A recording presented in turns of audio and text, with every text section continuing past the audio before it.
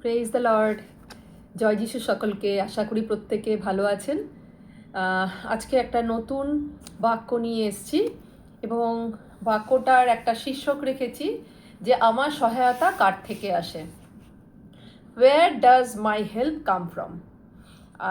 আমরা তো সর্বদা কোনো একটা বিপদে পড়লে সহায়ক খুঁজি। তো এই জন্য একটা বচন আমি পড়ব, গীত সংহিতার 121। এটা খুবই একটা পরিচিত বচন। এটাকে আরোহণ গীত বলা হয়, মানে হিন্দিতে যেটাকে বলা হয় যাত্রা কা গীত।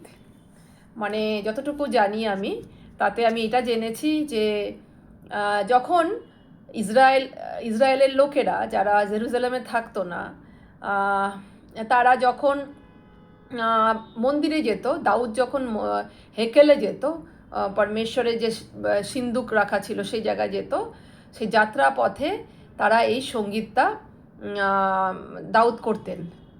মানে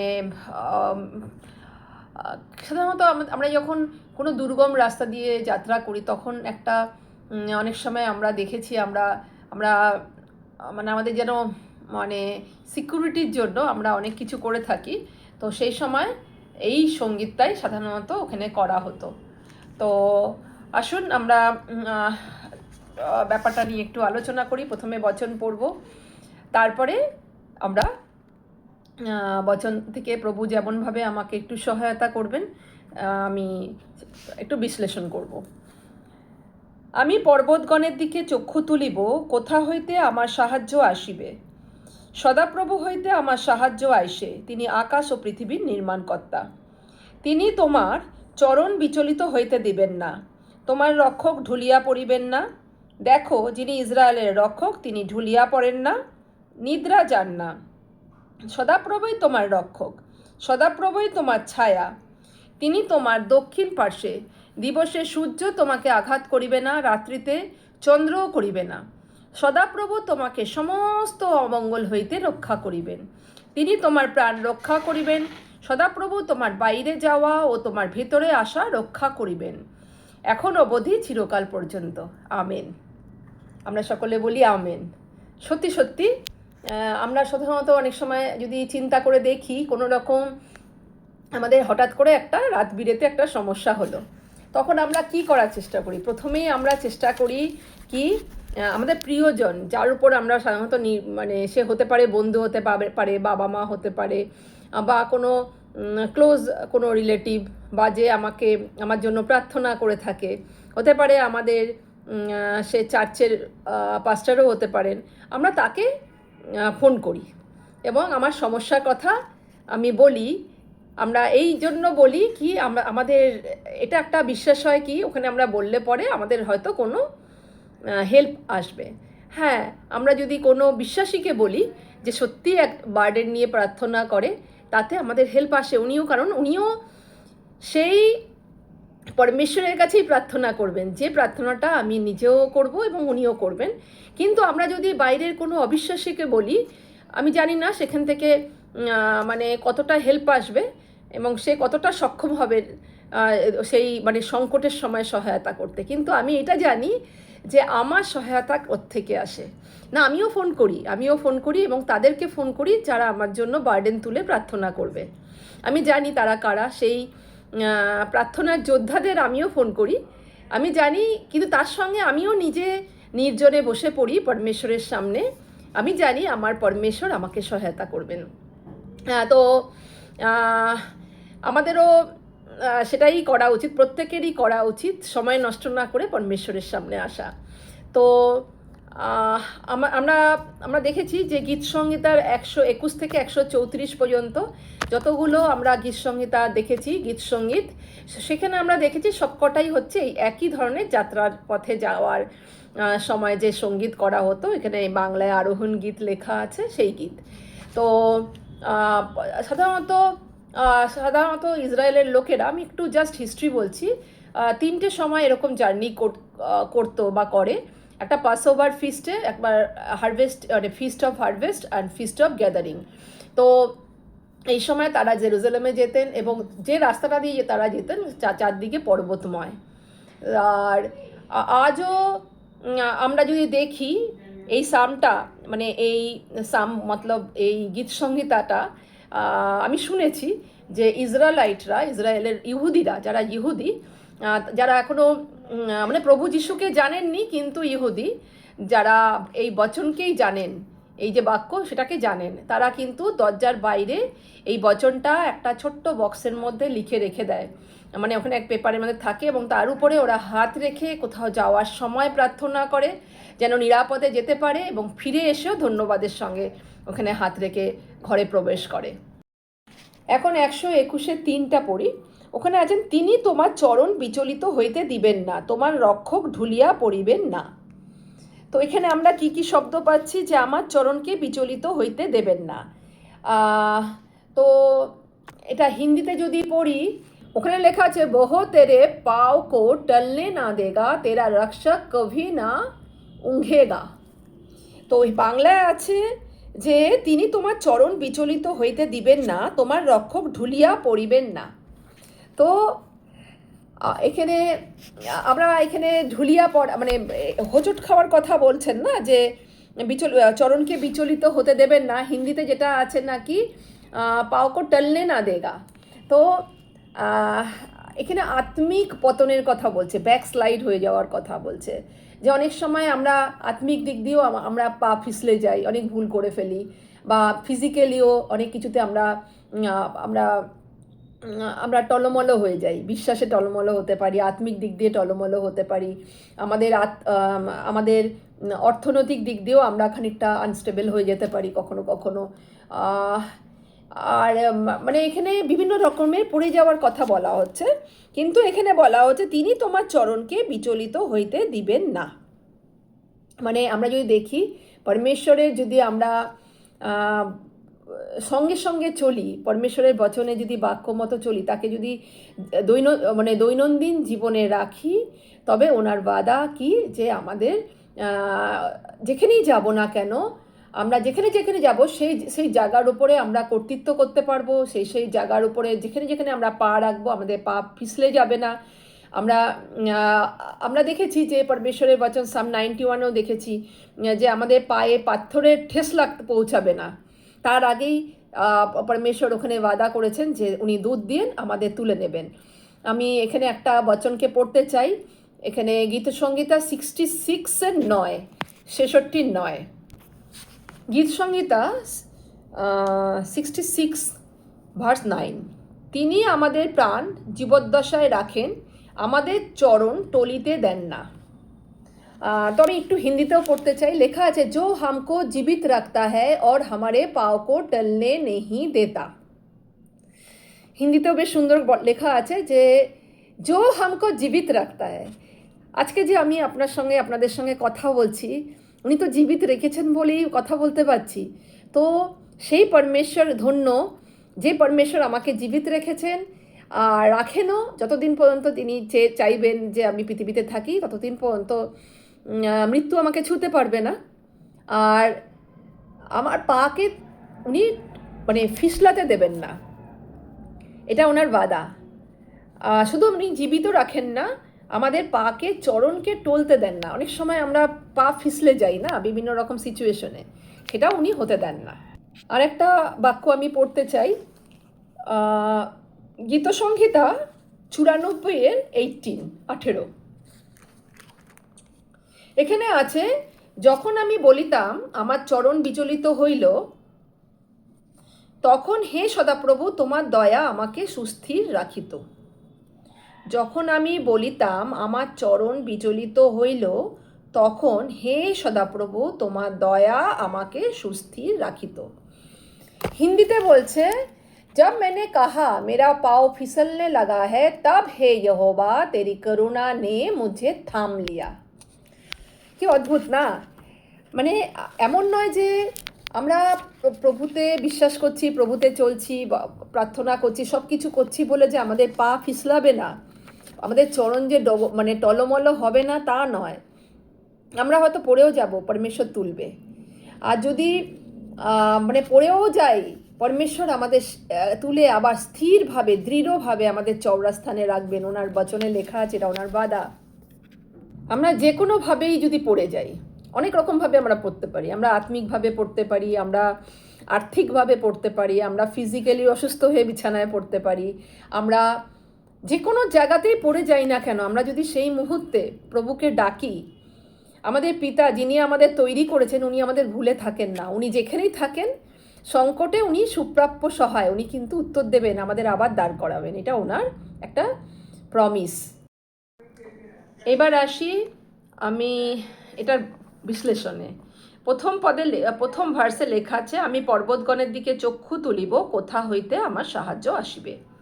এখানে দেখা যাচ্ছে প্রথমে পর্বতগণের কথা বলা হয়েছে, একটা পর্বত না, অনেকগুলো পর্বতগণের কথা বলা হয়েছে। আমরা যারা বেড়াতে যাই, বিভিন্ন পাহাড় দেখেছি, তারা জানি যে সমস্ত পর্বতেরই, যত বড়ই পৃথিবীর পর্বত হোক, তার একটা শৃঙ্গ থাকে, পর্বত শৃঙ্গ থাকে, সর্বোত্তম একটা শৃঙ্গ থাকে, এবং তার উপরে আকাশ।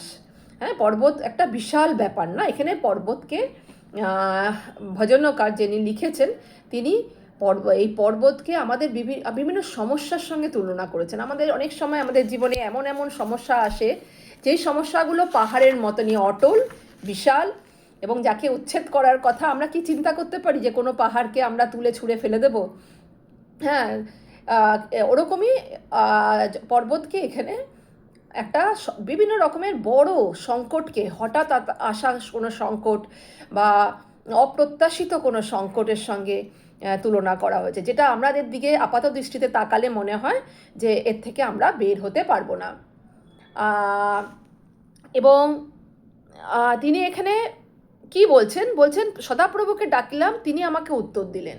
তো এখানে আমরা পর্বতের থেকে মানে পর্বতটা কি হয়, বিশাল বড় হয়, পর্বতের উপর একটা শৃঙ্গ থাকে, তার উপরে আকাশ থাকে। আর আমরা জানি আমরা জানি স্বর্গ, আমরা সকলে জানি উপরেই।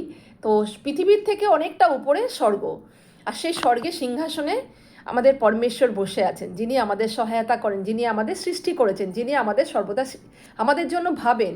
সেই পরমেশ্বর, সেই জীবিত পরমেশ্বর বসে রয়েছেন। এবং এখানে যিনি লিখেছেন উনি বলছেন যে আমি পর্বতগণের দিকে চক্ষু তুলিব, কোথা থেকে আমার সাহায্য আসে? সদাপ্রভু হইতে আমার সাহায্য আইসে, তিনি আকাশ ও পৃথিবীর নির্মাণকর্তা। তো এখানে আমরা দেখছি যে আমরা পর্বতের থেকেও বড় একজন পরমেশ্বর, তার কাছে আমরা সাহায্য চাইতে আসছি। এখানে পরমেশ্বর, সেই পরমেশ্বর যে আমাদেরকে হেল্প করতে পারবেন।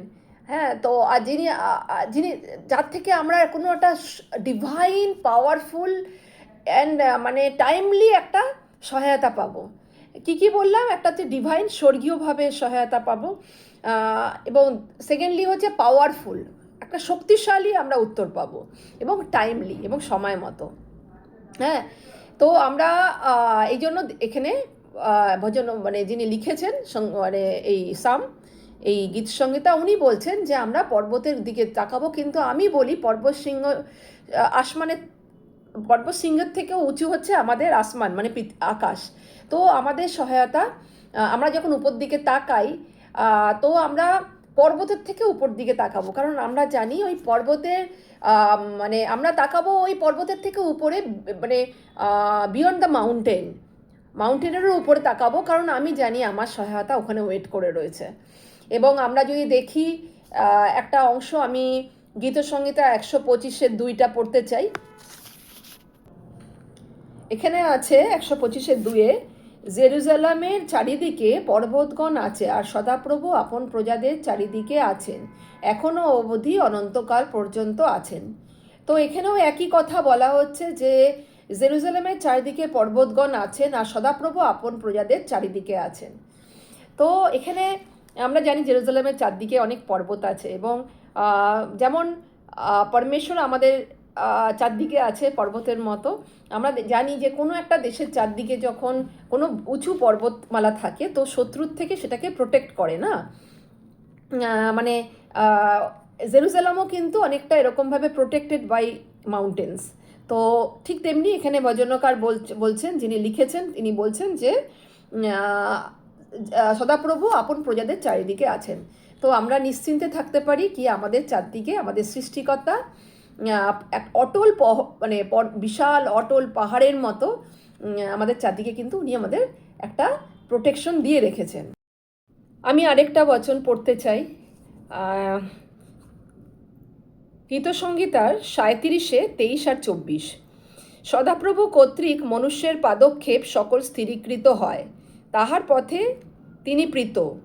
পতিত হইলেও সে ভূতলশায়ী হইবে না, কেননা সদাপ্রভু তাহার হস্ত ধরিয়া রাখেন। পরমেশ্বরের স্তুতি হোক, প্রশংসা হোক। মানে পরমেশ্বর বলছে, হিন্দিতে যদি পড়ি, লেখা আছে मनुष्य की गति यहोवा की ओर से दृढ़ होती है और उसके चलन से वह प्रसन्न रहता है। यदि वह गिरे तो भी परा ना रह जाएगा, क्योंकि यहोवा उसको हाथ थामे रहते हैं। मतलब এখানে বলছে আমরা যদি কেউ পরমেশ্বরের মানে কে মানে শুধু পরমেশ্বরকে খুশি করে চলতে চাই, তবে তার দৃষ্টি আমাদের উপর থাকবে এবং আমাদের পাকে উনি দৃঢ় করবেন। আমরা যেখানেই যাব সেখানে আমরা একটা ফেভার পাবো, ওটা পরমেশ্বর আমাদের দৃঢ় করেন। যে স্থানে আমি থাকবো, হতে পারে আমি একটা নতুন জায়গায় গিয়ে বসবাস করব, সেখানে আমি পাকে উনি দৃঢ় করবেন, সেই স্থানে আমাদেরকে একটা স্থান দেবেন। আর যদি আমরা নতুন অফিস জয়েন করি, নতুন কাজে হাত দিই, সর্বত্র ওনার বাদা কি, যদি আমি তাকে প্রসন্ন করে চলি তো উনি আমাদের পাকে দৃঢ় করবেন, একটা চওড়া স্থানে দাঁড় করিয়ে রাখবেন। এবং যদি আমি পড়েও যাই, আমাদের হাতকে উনি ধরে নেবেন। আমরা যখন বাবা মার সঙ্গে যেতাম ছোটোবেলায়, আমরা যদি হয়তো ছোটো বাচ্চারা খেয়াল করে না, বাবা মা যখন যায় অনেক সময় হাত ধরে নিয়ে যাচ্ছে, একটা বাচ্চা হোঁচট খেলো আর পড়ে গেল, পড়তে যাচ্ছে, তখন কিন্তু আমার বাবা বা মা আমাদের হাত ধরে টেনে তুলে নিত। বা যদি আমাদের পড়ে গিয়ে কাদাও লেগে যেত, ধুলোবালি লেগে যেত, কেটে যেত, আমাদের বাবা মা কিন্তু আমাদের তুলে সেই জায়গায় পরিষ্কার করে ডেটল লাগিয়ে আবার আগের অবস্থাতে নিয়ে আসতেন। তো পরমেশ্বর পিতার এটাই বলছেন যে উনি আমাদের ছেড়ে দেবেন না। মানে উনি এখানে বলতে চাইছেন আমরা যেখানে পড়ে গেছি সেখানেই পড়ে থাকবো না। আজকে হয়তো আমাদের শ্রোতা ভাই বোনদের মধ্যে কারোর এমন সিচুয়েশন হয়েছে যে তার মনে হচ্ছে যে এমন একটা সিচুয়েশনে আমি পড়েছি যে আমি কি সুস্থ হব, আমি কি আমার নতুন একটা চাকরি আমি কি পাবো, আমি কি আমার ছেলে মেয়েদের ফিস জমা দিতে পারবো, আমি কি আমার ছেলে মেয়েদের উচ্চশিক্ষার জন্য কিছু করতে পারবো, আমি কি আমার ছেলে মেয়ে পড়ে গেছে, কেউ নেশায় পড়ে গেছে, সে কি উঠবে না, আমার ছেলে মেয়ে কুপথে গেছে, তারা কি ফিরবে না। আজকে সিচুয়েশন আমাদের যা কিছুই হোক না কেন শ্রোতা ভাই বোনেরা, কিন্তু এটা আমাদের মনে রাখতে হবে, পরমেশ্বর বলেছেন আমাদের ওখানে পড়ে থাকতে উনি দেবেন না, কিন্তু কখন, যখন আমরা তাকে প্রসন্ন করে চলব। এমন না কি আমরা পরমেশ্বরের বিরুদ্ধাচারণ করছি, প্রভু যেগুলো বারণ করেছেন সেগুলো করছি, আমরা এরও নিন্দা করছি, আমরা আমাদের কাছে কিছু থাকা সত্ত্বেও আমরা কারোর সঙ্গে শেয়ার করছি না, আমরা অনেকের আশিসের কারণ হচ্ছি না, আমরা শুধু নিজেদের জন্য চাইছি সমস্ত ব্লেসিং আমার নিজের জন্য, আমরা ভালো থাকবো, ভালো খাবো, ভালো ঘুরবো, এবং নেক্সট সমস্ত প্ল্যান শুধু নিজেদের জন্য। এবং আমাদের ফেলে রাখা বংশধর যারা নাকি আমরা দেখিনি, মানে আনদেখি, সেই বংশধরদের জন্য আমরা কত ছেড়ে যাব, তারা কতটা সিকিওর থাকবে, আমরা সব জায়গাতে শুধু সিকিউরিটি চাই। আমরা মানে জব করছি, সেটা জব একটা আমরা ভাবি একটা সিকিউরিটি, আমার যদি চাকরিটা আছে আমার সিকিউরড, আমি সব জায়গাতে যে আমরা এরকম করে একটা পার্থিব জায়গা থেকে সিকিউরিটি খুঁজি, সেটা সম্পূর্ণ, আমি বলছি না যে আমাদের চাকরি থাকবে না, অবশ্যই আমাদের চাকরি থাকা দরকার, কারণ আমাদের তো পৃথিবীতে থাকতে হবে, কিন্তু ওই চাকরিটাই আমাদের পুরোপুরি সিকিউরিটি দেয় না, আমি সেটা বলতে চাইছি। হ্যাঁ, কেউ যদি মাফ করবেন যদি ভুল ভাবেন যে চাকরি নেই সেটা নিয়েও আনন্দ করব, তা নয়, আমাদের চাকরিও দরকার, আমাদের সব রকমের সুযোগ সুবিধা দরকার এই পৃথিবীতে থাকতে গেলে, এবং পরমেশ্বর ওগুলো দেবেন। হ্যাঁ, মানে আমার বক্তব্য হচ্ছে যা কিছু আমরা সিকিউরিটি, কিন্তু মানে পুরোটা আমাদের পার্থিব জব আমাদের দিতে পারে না, চাকরি বাকরি দিতে পারে না, কিন্তু পরমেশ্বর আমাদের কিন্তু পূর্ণ মানে সুরক্ষা দিতে পারেন। এখন আমি 121-এর আমি 4 আর 5টা পড়ছি। শুন, ইসরায়েল কা রক্ষক না ऊँघेगा না सोएगा। বাংলায় আছে, দেখো, যিনি ইসরায়েলের রক্ষক তিনি ঢুলিয়া পড়েন না, নিদ্রা যান না। তো এখানে ইসরায়েলের রক্ষক বলা হচ্ছে। এখানে ইসরায়েল শব্দটা, এটা যিনি লিখেছিলেন উনি ইসরায়েলের ছিলেন তাই লিখেছেন, কিন্তু আমরা যদি ভালো করে বাক্যকে পড়ি সেখানে পরিষ্কার এটা লেখা আছে উনি সারা পৃথিবীর রচয়িতা, আমাদের সকলের রচয়িতা। ইসরায়েল ওনাকে জানতে পেরেছিলেন, ওনাকে সম্মান করেছিলেন, আদর করেছিলেন, প্রত্যেকে না, অনেকেই করেছেন, অনেকে ভুলও করেছেন, কিন্তু এই জন্য উনি খুব ভালোবাসতেন। কারণ আমরা যদি দেখি, আমরা যদি পুরনো নিয়ম পড়ি, আমরা দেখতে পাবো কিভাবে উনি ইসরায়েলকে নিজের জায়গাতে দিয়েছিলেন, মানে দাঁড় করিয়েছিলেন, এবং কি করে আব্রাহামকে তার বিশ্বাসযোগ্যতার জন্য তার বংশধরদের ওই ইসরায়েলটা দিয়েছিলেন। এবং উনি শুধু ইসরায়েলের রক্ষকই নন, উনি কিন্তু আমাদেরও রক্ষক, উনি আমাদের প্রোটেক্টর। তো আমরা কি আমাদের যে পরমেশ্বরকে আমি কথা বলছি, সে পরমেশ্বর আমাদের তৈরি করেছেন, নিজের হাতে বানিয়েছেন, মিট্টি দিয়ে মাটি দিয়ে আমাদেরকে রচনা করেছেন নিজের স্বরূপে। মানে আমরা যদি কেউ মনে করি যে আমাকে দেখতে সুন্দর না, বা আমি মোটা, বা আমি পাতলা, বা আমি বেটে, বা আমি লম্বা, এটা খুব ভুল।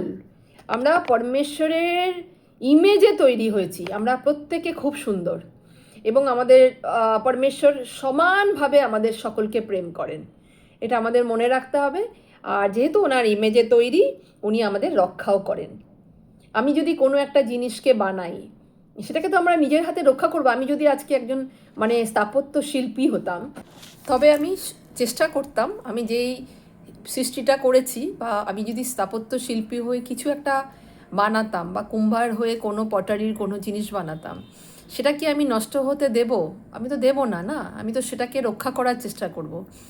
সামান্য একটা বর্তনকেও যদি কুম্ভার রক্ষা করার চেষ্টা করে, আর পরমেশ্বর তো নিজেকে কুম্ভারই বলেছেন, আমরা মিট্টি, এবং উনি নিজের হাতে বানিয়েছেন আমাদের, তবে উনি তো আমাদেরকে অবশ্যই রক্ষা করবেন, নষ্ট হতে দেবেন না।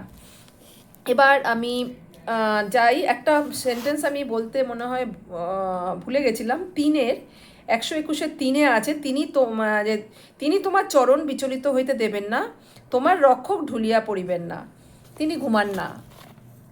মানে এটা আরেকবার বলে দিই যে আমি তো মিস করে গেছি, আমার ঠিক মনে পড়ছে না এই সেন্টেন্সটা। যদি মিস করে না গিয়ে থাকি, বা গিয়ে থাকি, আমি তাও একবার বলি যে উনি ঘুমিয়ে পড়েন না, পরমেশ্বর ঘুমিয়ে পড়েন না। আগে যেমন একটা সময় ছিল আমি মনে করতাম যে আমাদের ভগবান ঘুমিয়ে গেছে, এবং তাকে ঘুম পাড়িয়ে আমি যেখানে ওনাকে রাখা হতো সেই জায়গাটা ঢেকে দিতাম যে উনি ঘুমাচ্ছেন। এটা এখানে লেখা আছে বচনে, উনি ঘুমান না, উনি রেস্ট করেন না, আমাদের রেস্ট নিতে দেন। উনি একজন ভালো পিতা, আমাদের রেস্টের প্রয়োজন হয়, কারণ আমরা মনুষ্য, আমরা ক্লান্ত হই, শ্রান্ত হই। লেখা আছে যে পৃথিবীতে যুবকেরাও ক্লান্ত শ্রান্ত হয়, কিন্তু পরমেশ্বর তাদেরকে প্রতিদিন নতুন করে শক্তি দেন, এবং আমাদের আরও ঈগল পক্ষীর মতো নতুন করে ওড়ার ক্ষমতা দেন। এবার আরেকবার 5 বলি, 121 সদাপ্রভু তোমার রক্ষক, সদাপ্রভুই তোমার ছায়া, তিনি তোমার দক্ষিণ পার্শ্বে। আর ছায়া, ছায়া বলতেই আমাদের বড় একটা গাছের কথা মনে হয় না? যে আমরা যখন ছায়াতে বিশ্রাম নিই না, অতিরিক্ত গরমে যখন বাইরে থাকি, আমরা একটা ছায়া খুঁজি দাঁড়ানোর জন্য, বিশ্রাম নেওয়ার জন্য। এমনকি পথচারীরাও খানিকটা বিশ্রাম নেন ছায়াতে। আমরা এমনকি আমরা যদি একটা গাড়িও পার্ক করার কথা চিন্তা করি, আমরা দেখি একটা গাছ আছে কিনা, আমরা তার ছায়াতে সর্বদা আমরা বিশ্রাম নিই। এই জন্য বলছেন সদাপ্রভুই তোমার ছায়া, তিনি তোমার দক্ষিণ পার্শ্বে। দক্ষিণ পার্শ্ব বলতে অ্যাকচুয়ালি ইসরায়েলে একটা প্রথা আছে যে কারোর বাড়িতে প্রধান কোনো অতিথি এলে বা কেউ এলে তাকে সম্মান জানানোর জন্য ডান দিকে রাখা হতো। আর আমরা জানি বচনে লেখা আছে যে যিশু যেমন ওনাকে কোড়ার আঘাত করা হয়েছিল, ওনাকে মারা হয়েছিল, এবং ওনাকে কবর দেওয়া হয়েছিল, এবং তৃতীয় দিনে ওনার পুনরুত্থান হয়েছিল, এবং এটাও লেখা আছে উনি এখন পিতার ডান দিকে সিংহাসনে বসে আছেন। তো ডান দিকটা প্রচণ্ড ইম্পর্টেন্ট, তো সদাপ্রভুই তোমার তোমার ছায়া, তিনি তোমার দক্ষিণ পার্শ্বে। মানে মানে কতটা, মানে আমার ডান দিকে পরমেশ্বর মানে রয়েছে, আবার হাত ধরে রয়েছে। আমাদের কি চাই? আমাদের তো প্রভু আমাদের ডান দিকে রয়েছে। সাংঘাতিক, মানে আমাদের প্রিভিলেজ কি, আমাদের প্রভু আমাদের সঙ্গে সঙ্গে সামনে রয়েছে। সংকটের সময় সুপ্রাপ্য সহায়, আমাদের কোনো রকম বিপদ এলে উনি বলেছেন সাম 91-এ, ভয় পেও না। এবং উনি বলেছেন যে সংকটের সময় তুমি আমাকে ডাকবে, আমি তোমাকে উত্তর দেব। এবং উনি বিভিন্ন জায়গায় বিভিন্ন প্রতিশ্রুতি দিয়েছেন। তো সেই মতো উনি আমাদের হাতও ধরে রেখেছেন। দিবসে সূর্য তোমাকে আঘাত করিবে না, রাত্রিতে চন্দ্রও করিবে না। তো এই ব্যাপারে আমার একটা কথাই শুধু বলার আছে, যারা আমরা জ্যোতিষ শাস্ত্রকে খুব শ্রদ্ধা করি এবং বিশ্বাস করি, তাদের জন্য আমি একটা কথা বলি, কোনো রকমের কোনো গ্রহ নক্ষত্রর প্রভাব আমাদের শরীরে পড়তে পারে না।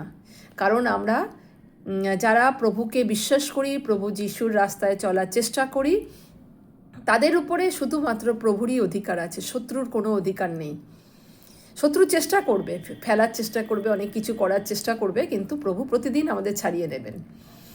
আর ওই জন্য আমরা ভয় পাই না কোন প্ল্যানেট আমাদের উপর কী প্রভাব বিস্তার করবে, আমরা একদম ভয় পাই না। আর আমরা বিশ্বাস করিই না যে কোনো পাথর আমাদেরকে বাঁচাতে পারে। কারণ আমাদের যে পরমেশ্বর ওই গ্রহ নক্ষত্রকে বানিয়েছে, সেই পরমেশ্বর আমাকে বানিয়েছে। আর সেই পরমেশ্বর আমাকে বলেছে তার বাচ্চা, তার কন্যা। সুতরাং আমি যদি তার মেয়ে হই, আমি যদি তার কন্যা হই, আমি যদি তার সন্তান হই, মানে আমাদের কোথায় আমাদের স্থান? আমাদের প্রভুর সন্তান বলে কথা। সুতরাং আমার তো মনে হয় ওই চন্দ্র সূর্য আমাদের রেসপেক্ট করবে, এটা আমার নিজস্ব মনে হয়, যে সৃষ্টিকর্তার সন্তান আমরা, সুতরাং ওইটুকুনি রেসপেক্ট ওরাও আমাদের দেবে। সদাপ্রভু তোমাকে সমস্ত অমঙ্গল হইতে রক্ষা করিবেন, তিনি তোমার প্রাণ রক্ষা করিবেন, 7 নম্বরে আছে। সমস্ত অমঙ্গল, এমন না একটা দুটো, এখানে লেখা আছে সমস্ত। তার মানে যেমন বচনে লেখা আছে যে জিতনে হাতিয়ার তেরে হানি কে লিয়ে বানায়া গয়া হ্যাঁ উনমে সে কোই না সফল হোগা। তার মানে আমি যদি বাংলায় বলি, যত হাতিয়ার আমার এগেনস্টে বানানো আছে একটাও সাকসেসফুল হবে না। এখন আমাদের তার মানে হাতিয়ার তৈরি হয় আমাদের এগেনস্টে, আমাদের জীবনের এগেনস্টে হাতিয়ার তৈরি হয়, কিন্তু প্রভু বলছেন একটা হাতিয়ারও সফল হবে না। এটা আমাদের প্রাপ্য, আমরা তার সন্তান।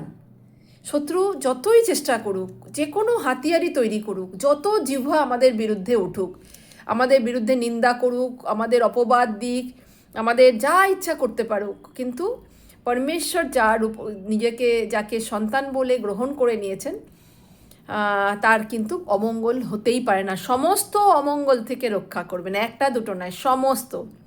সুতরাং আজকে যারা শুনছেন, তাদের যদি কোনো রকম অমঙ্গলের আশঙ্কা আছে বা কোনো এমন পরিস্থিতির মধ্যে তারা আছেন, তারা একবার চেখে দেখতে পারেন প্রভু যিশুকে। একবার বিশ্বাস করার জন্য আমি অনুরোধ করছি যে আপনি কিচ্ছু করতে হবে না, আপনি প্রভুর কাছে আসুন, প্রভুকে বলুন আমি তোমাকে জানি না, আমি যদি তোমার সন্তান হই তুমি আমাকে বাঁচিয়ে নাও। এবং একবার যদি বাবা বলে পিতা বলে ডাকি, উনি আমাদের ছেড়ে, মানে উনি স্বর্গ থেকে নেমে আসেন আমার মনে হয়। সুতরাং আমরা যেন কোনো রকমের অমঙ্গলের আশঙ্কা না করি, কারণ তিনি আমাদের প্রাণকে রক্ষা করবেন। এর মানে এই নয় যে আমরা মরে যাব, কখনো মরবো না, মৃত্যু মানুষের অনিবার্য, কিন্তু অসময়ে মৃত্যু থেকে উনি আমাদের অবশ্যই বাঁচাবেন। আমাদের প্রাণকে, আমাদের মাইন্ডকে, আমাদের সোলকে, আমাদের পুরো শরীরকে, আমাদের স্থাবর অস্থাবর সমস্ত সম্পত্তিকে, আমাদের পরিবারকে বাঁচানোর ওয়াদা কিন্তু উনি করেছেন। আরও লেখা আছে সদাপ্রভু তোমার বাহিরে যাওয়া এবং তোমার ভিতরে আসা রক্ষা করবেন। আমরা ব্যবস্থা বিবরণ ডিউটোনমি 28-এও দেখেছি, সদাপ্রভু আমাদের বাইরে যাওয়া আর ভেতরে আসাকে আশীর্বাদ করেন। আর মানে এটা মানে আবার আমরা দেখেছি, আমরা যেখানেই যাই সাম 91-এ লেখা আছে যে পরমেশ্বরের দূত আমাদের রক্ষা করেন। ওই জন্য আমরা যখন কোথাও যাই, আমরা যখন প্রার্থনা করে কোথাও যাই, পরমেশ্বর রক্ষা করেন। হ্যাঁ, তো আমি নিজের অভিজ্ঞতা থেকেই বলছি। রিসেন্টলি আমার হাজব্যান্ড মানে গাড়িতে অফিস যাচ্ছিলেন, তো একটা ভয়ঙ্কর দুর্ঘটনা হয়। আমি ভয়ঙ্কর বলছি কারণ গাড়িটার পুরো পিছন দিকটা পুরো আমাদের রিপ্লেস করতে হচ্ছে। গাড়িটার পিছন দিকে কিছু ছিল না, কিন্তু প্রভুর অদ্ভুত মহিমা, প্রভুর মহিমা হোক, প্রভুর প্রশংসা হোক। আমাদের উনি পিতা বলেছেন তো, আর উনি বলেছেন যে তোমার প্রাণকে কেউ টাচ করতে পারবে না সময়ের আগে। ওই জন্য ওনার কিন্তু প্রাণ কি, ওনার শরীরে একটা আঁচড়ও লাগেনি। উনি একদম ফিট অ্যান্ড ফাইন গাড়িটাকে ড্রাইভ করে নিয়ে গিয়ে মানে সার্ভিস সেন্টারে দেওয়া হয়েছে। তো এখানে অনেক সময় আমরা দেখি যে কোনো প্রবলেম হয়তো টাচ করার চেষ্টা করে, কিন্তু প্রভু ওখান থেকেও আমাদের বাঁচিয়ে নেন। মানে আমি কিন্তু একবারও বলছি না যদি আমি প্রভুকে বিশ্বাস করি আমাদের কোনো বিপদ হবে না, কারণ হাতিয়ার আমাদের মনে রাখতে হবে এনিমি বানাচ্ছে আমাদের এগেনস্টে। কোনো মানুষ কিন্তু রক্ত মাংসের মানুষ তৈরি করছে না, অন্ধকারের শক্তি তৈরি করছে। এবং তারা যখন আমাদের বিরুদ্ধে কোনো রকমের এরকম কিছু একটা প্ল্যান করছে, আমাদের নষ্ট করার চেষ্টা করছে, তখন এটা মনে রাখতে হবে যে আমাদের দূতদের দিয়ে এবং প্রভুর দূতেরা আমাদের জন্য লড়ছেন, এবং প্রভুও মানে আমাদের জন্য, প্রভু যিশু লেখা আছে যে উনি নিরন্তর আমাদের জন্য মধ্যস্থতার প্রার্থনা করে চলেছেন। হ্যাঁ, তো প্রভু সর্বদা আমাদেরকে অনুগ্রহ করেন, এরকমভাবে বাঁচান। যেটা আমাদের পাওয়ার না সেটা পেতে প্রভু আমাদের সহায়তা করেন। এটাই অনুগ্রহ, গ্রেস। আমরা দেখেছি, আমরা যখন স্কুলে পড়তাম তখন আমাদের অনেক সময় অনেকে গ্রেস মার্ক পেত, পাশ করার নয় কিন্তু কিছু মার্কস দিয়ে পাশ করিয়ে দেওয়া হতো। তো আমরাও প্রতিদিন এরকম কিছু গ্রেস মার্ক পাচ্ছি, যার জন্য আমরা এই জীবনে টিকে রয়েছি এবং খুব ভালোভাবে রয়েছি। আর একটা কথা এখানে লেখা আছে যে সদাপ্রভু তোমার বাহিরে যাওয়া ও তোমার ভেতরের আশা রক্ষা করবেন, আর এখন অবধি চিরকাল পর্যন্ত। মানে এটা কিন্তু একদিনের বাধা নয়, এটা উনি অনন্তকাল ধরে আমাদের এরকমভাবে রক্ষা করে চলবেন। আরেকটা জায়গায় 6 নম্বর ভার্সে লেখা আছে দিবসে সূর্য তোমাকে আঘাত করিবে না, রাত্রে চন্দ্রও করিবে না। দিবস আর রাত এটা দুটো মিলিয়েই তো একটা দিন, মানে 24 ঘন্টা 24 আওয়ার্স উনি আমাদেরকে রক্ষা করে চলেছেন, আমাদের প্রোটেক্ট করে চলেছেন। ওনার হস্তে আমাদের চিত্র অঙ্কিত আছে, এবং উনি পিতার কাছে আমাদের জন্য প্রার্থনা করেন। উনি আমাদের প্রাণের হানি হতে দেন না, কোনো রকম দুর্যোগ এলে পরে উনি দূত পাঠিয়ে সহায়তা করেন, উনি আমাদের রক্ষা করেন। চলুন একটা ছোট্ট প্রার্থনা করি।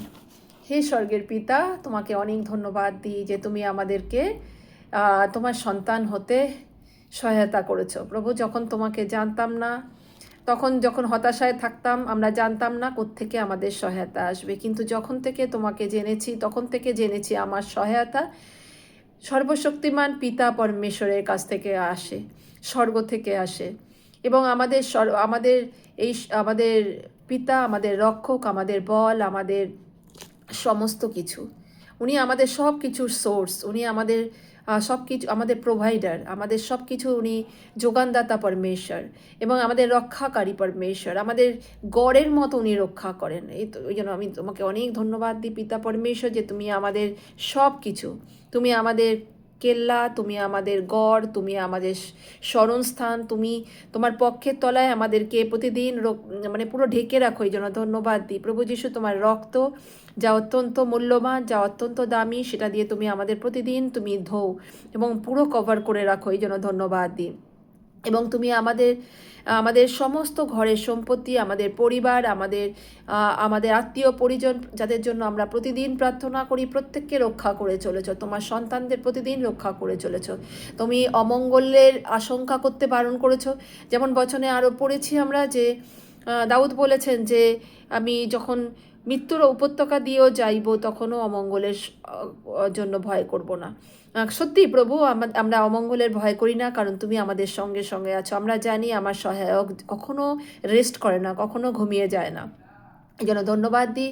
যদি এই গ্রুপে কেউ এমন থাকে যার বাড়িতে এমন কোনো সমস্যা আছে যেটা দেখে তার খুব নিরাশা হয়েছে, এবং উনি মনে করছেন আমি কার দিকে তাকাবো, কে আমাকে এখন সহায়তা করবে, সে হয়তো বিভিন্ন দ্বারে ঘুরে বিভিন্ন জায়গাতে মাথা ঠুকে সে ক্লান্ত, চোখে জল ফেলে সে ক্লান্ত, ডাক্তারের কাছে গিয়ে ক্লান্ত, বা বিভিন্ন জায়গায় বিভিন্ন সহায়তার জন্য গিয়ে উনি নিরাশ হয়েছেন। তার জন্য এই প্রার্থনা করছি, উনি যখন সমস্ত মন প্রাণ নিয়ে সেই পরমেশ্বর পিতার কাছে, সৃষ্টিকর্তার কাছে আসবেন প্রভু যিশুর নামে, অবশ্যই আজকে সে উত্তর পাবে। এবং আমি অনেক ধন্যবাদ দিই এই সময়ের জন্য পিতা, ধন্যবাদ দিই এই বচনের জন্য, এই বাক্যের জন্য। প্রভু যীশু, তোমাকে কোটি কোটি প্রণাম করি, আর প্রভু যীশুর সামর্থ্যের নামে এই প্রার্থনা করি, শুনে নাও পিতা, আমেন।